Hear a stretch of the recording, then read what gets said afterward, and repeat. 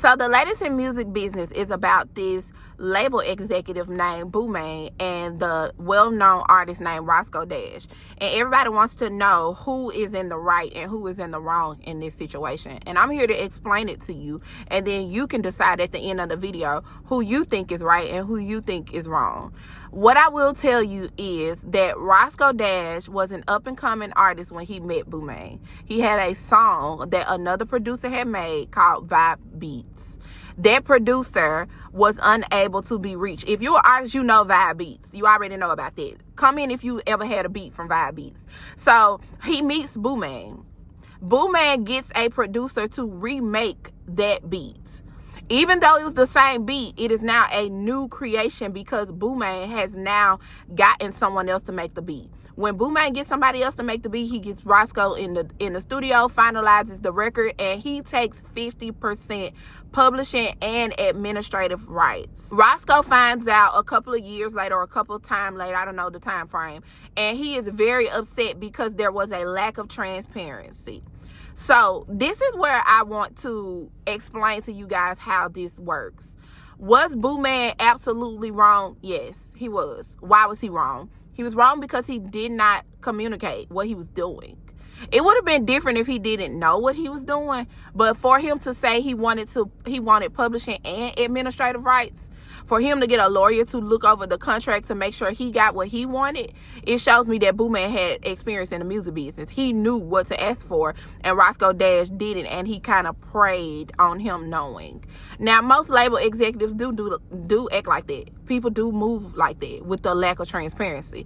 But if you're being upfront and honest about what you're doing, then what Boomman did was standard industry practices for someone who is remaking, has a producer in-house. So is AE a scam? Yeah, because he's not telling people what he's doing. But is what he doing standard music practices? Yes. When you're working with a label, a management company, any type of person who is dealing with the making of your sound recording, meaning they're writing, they're producing, but especially when they're a producer. When a producer is working with your sound, unless you have paid this producer cash and y'all have a contract saying he does not own parts of the song, he absolutely owns 50% of the song off top. That's just standard industry practices. So this is what I will use this experience to explain to what artists should be looking for. You should, first of all, you should get your own lawyer. You don't have to have a lawyer on retainer.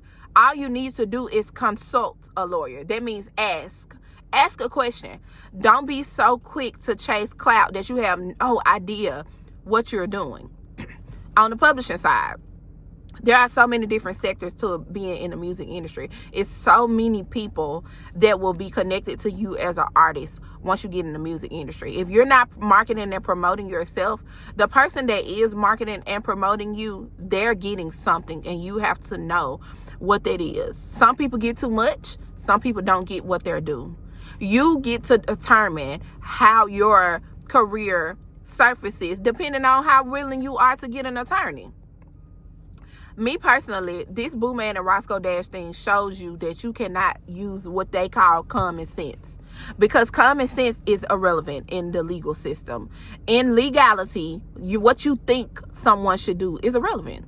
They only have to do what the paperwork says. Now, this is my little theory and just my little question that I want to pose just to give you guys something to think about. Boomman says that he sold Roscoe Dash's contract for $250,000. But in another part of it, he says that he made millions. So if he made millions off of Roscoe Dash, did he really sell the publishing rights? Or did he sell the rights to the administration of the publishing? You let me know what you think. All right, come back for another video. Comment and tell me what y'all want to know, what y'all want to learn, what y'all think about this thing. And I didn't even get a chance to touch about him and Ray Daniels arguing. Ray Daniels is more business. They just marketed to you. P. Diddy wasn't lying to people about what he was doing. P. Diddy just was marketing the stuff, and they was getting what they want. So when people start saying P. Diddy was taking their money, like, he's like, how? Because he told them what he was doing. That's the difference between Boomman, P. Diddy, and even like Birdman. They street dudes. That's the difference. Street dudes don't do nothing but lie.